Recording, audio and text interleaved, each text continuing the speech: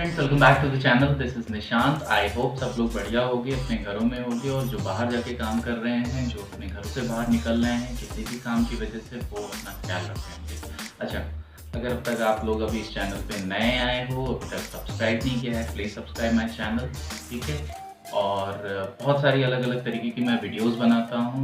ठीक है, ज़्यादातर टेक न्यूज़ की, और उसके साथ साथ अगर और तरीके की आपको वीडियोस देखने का मन करता है तो please you can subscribe my channel और रिलेट कर सकते हैं आप उन वीडियोस के साथ। आज जो मैं बात करने जा रहा हूँ,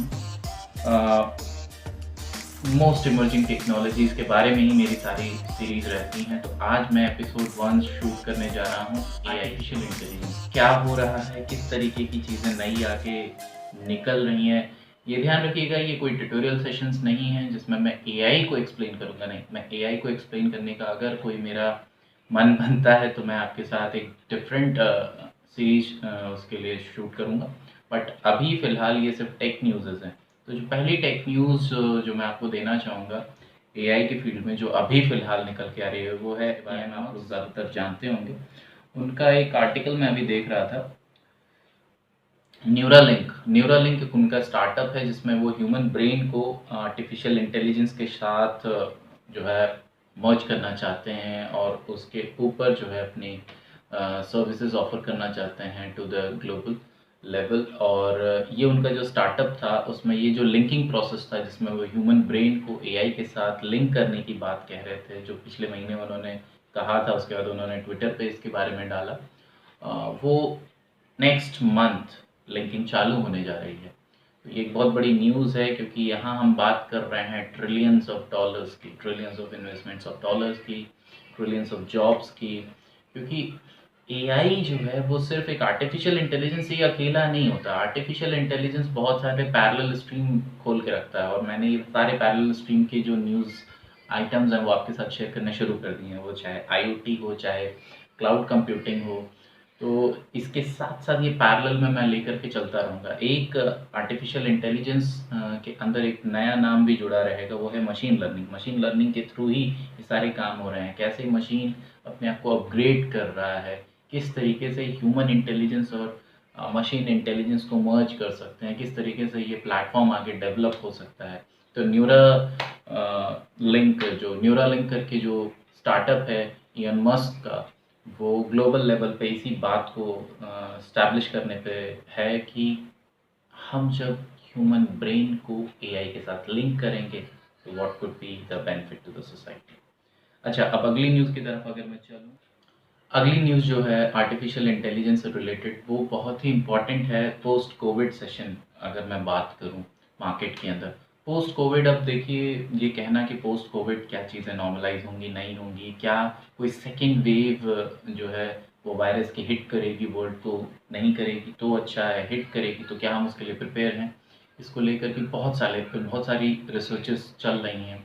और उसी रिसर्च में एक रिसर्च अभी जो वाइंड अप हुई है, जिसका एक पेपर जो है पब्लिश हुआ है एक रिनाउंड इंटरनेशनल जर्नल में, जो आई थिंक जुलाई में उसका एब्स्ट्रैक्ट पब्लिश हुआ है इसी मंथ। और उसमें एक सर्वे रिपोर्ट बनाई गई है, और उसमें ये बताया गया है that deep learning will be utilized to diagnose or to interpret what kind of patients conditions are they are going into a critical phase। because एक सर्वे स्टडी को फाइंड आउट करने के बाद एक एनालिसिस रिपोर्ट बनी, जिस एनालिसिस रिपोर्ट के according ये कहा गया है that out of 100% Covid positive patient, 6.9% ऐसे पेशेंट हैं, यानी लगभग 7% ऐसे पेशेंट होते हैं जो ड्रास्टिकली बहुत जल्दी, बहुत तेज़ी से बीमार पड़ते हैं।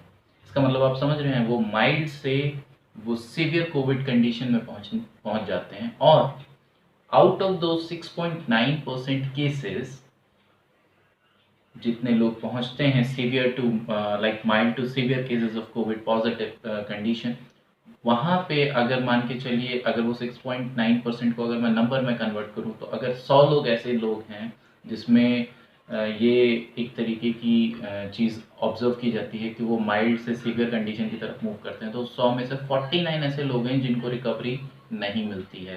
दे आर फेटल, पेशेंट, मतलब उनको हम बचा नहीं सकते। तो इटली के फीडबैक्स के बाद जब इटली में कंडीशंस आई थी जहाँ पे पेशेंट्स को ऑब्जर्व करने के बाद डॉक्टर्स ये नहीं समझ पा रहे थे कि क्या किया जाए, किस पेशेंट्स को ज़्यादा तवज्जो दी जाए, किसको कम तवज्जो दी जाए, क्योंकि यही नहीं ऑब्जर्व हो पा रहा था कि कौन जो है क्रिटिकल हो सकता है, कौन नॉन क्रिटिकल भी रह सकता है।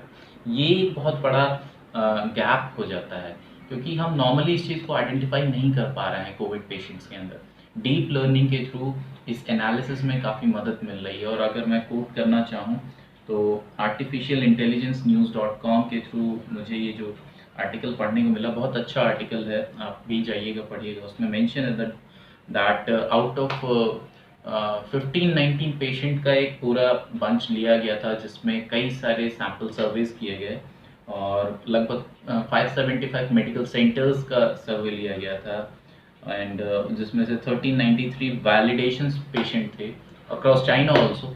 And they have come out and said that deep learning would be utilised to understand, to think, to differentiate these patients, so that क्या होगा कि अगर अगर ऐसा होता है that we are hit by a second wave of this particular virus, और अगर ऐसा नहीं होता है तो भी हम हमारे पास जो पेशेंट्स आते हैं तो डॉक्टर्स उनको पहले ही प्रिकॉशनरी मेजर पे आइडेंटिफाई कर सकें कि ये patient mild to critical condition में जा रहा है, तो हम इसको पहले ही ऑब्जर्व करके इनके साथ ट्रीटमेंट प्रोसेस में जल्दी आ जाएं, इस ट्रीटमेंट प्रोसेस को फास्टर कर सकें या इनके ऊपर ज़्यादा ध्यान दे सकें ताकि वो सीवियर केसेस या सीवियर या क्रिटिकल कंडीशन में जाए ना। क्योंकि जैसा मैंने कहा, अगर वो क्रिटिकल कंडीशंस में जा रहे हैं तो लगभग 50% लोगों को हम नहीं बचा पा रहे हैं। तो ये एक बड़ा इम्प्रूवमेंट हो रहा है और एआई डीप लर्निंग ये इसके साथ जुड़ रहा है हेल्थ केयर और मेडिकल सेक्टर के साथ। अब बढ़ते हैं अपनी तीसरी खबर। तीसरी जो खबर आ रही है वो आ रही है एआई मार्केट की। एआई मार्केट जो सॉफ्टवेयर और आईटी इंडस्ट्री की तरफ जो एक झुकाव सा बन गया है, या ये कहा जाए ये जो मर्जर हो गया है एआई का इंफॉर्मेशन एंड टेक्नोलॉजी सेक्टर के साथ, इसमें एक नया मार्केट रेवेन्यू स्ट्रक्चर जुड़ कर के आया है कि उन्होंने एक रेवेन्यू जनरेशन पॉलिसी के थ्रू ये बताया है दैट इन द ईयर और between the year 2019 and till 2025, यानी 2019 से लेकर 2025 के बीच में एआई का जो मार्केट है वो लगभग हर साल क्यूमुलेटिव एनुअल ग्रोथ रेट जो देने वाला है वो लगभग 41.6% के आसपास देगा। अगर ऐसा रहता है तो मैं आपको बताना चाहूँगा कि we are talking in terms of at least 500 trillion US dollar investment in this particular field. ये एक ऐसा फिगर है जिस फिगर में आप ये मान के चलिए, it's not only with respect to getting more jobs in this particular field, but उसके साथ साथ ये इकोनॉमी को स्टेबल करने के लिए भी बहुत ज़्यादा ज़रूरी हो जाएगा। अच्छा, दूसरा इम्पॉर्टेंट फैक्टर मैं यहाँ पे जोड़ना चाहूँगा कि ये जो फिगर है, ये फिगर जो है एशियन कंट्रीज़ के साथ ज़्यादा प्रोमिनेंट है, क्योंकि जो हमारे पास टेक्नोलॉजीज़ हैं, जो जापानीज़ टेक्नोलॉजीज़ हैं, चाइनीज़ टेक्नोलॉजीज़ हैं, Indians are working in the field of AI. बहुत ज़्यादा काम हो रहा है एआई की फील्ड में, ठीक है।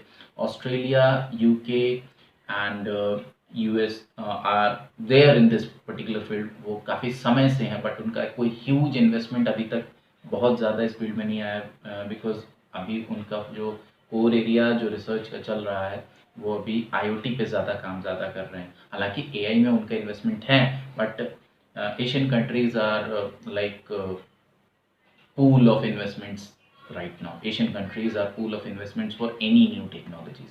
तो 41.6% ये दिमाग में रखने वाली बात होगी आने वाले टाइम के लिए। और पिछले वीडियो में मैंने आपसे कहा था कि 0.00004 of total population knows only bits and pieces about these particular technologies, whether it is AI, deep learning, machine learning, cloud computing, IoT, big data, whatever, blockchain, जितनी भी आप नए नाम लेंगे इनके बारे में जानने वाले लोग बहुत कम हैं। तो आप अगर जितना जल्दी इन चीज़ों को जान जाएंगे, जितना जल्दी इन चीज़ों को समझ लेंगे, आप मार्केट को रूल कर सकते हैं।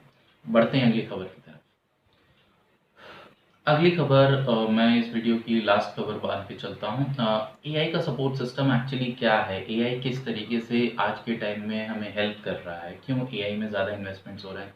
जैसे आप देख रहे होगे बहुत सारे ऐसे चैटबॉट्स आ रहे हैं, ऑनलाइन चैटबॉट्स रहते हैं जिसमें ऑटोमेटेड रिप्लाई होते हैं based upon your questions.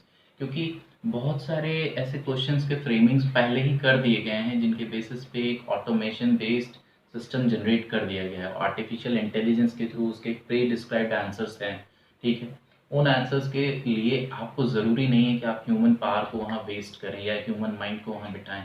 AI can usually do that. तो एक तरीके का चैटबॉट एरिया है जो आज एआई के लिए बहुत ज़्यादा एक बैकबोन का काम कर रहा है। दूसरा जो है कस्टमर सैटिस्फैक्शन। तो कस्टमर सैटिस्फैक्शन के लिए भी आप देखते होंगे आपके पास जो कॉल्स आते हैं आजकल, पिछले 3-4 महीनों में आपने ऑब्जर्व किया होगा कि कुछ कॉल्स ऐसे आती हैं जो हमें पहले कॉल्स आते थे तो दे used to say I am calling from this particular say and say and we are having this much plan for you, ऐसे करके बहुत सारे प्लान्स एंड ऑफर्स के कॉल्स आते थे जिसमें कस्टमर जो एग्जीक्यूटिव्स होते थे, कॉल सेंटर एग्जीक्यूटिव्स होते थे, वो हमसे बात करते थे। बट अब ऐसा नहीं है। अब प्री रिकॉर्डेड थीम्स आती हैं या आप कहीं कॉल करते हो तो उसमें भी प्री रिकॉर्डेड साउंड आपको सुनाई देता है, वो एक्चुअली एआई का है।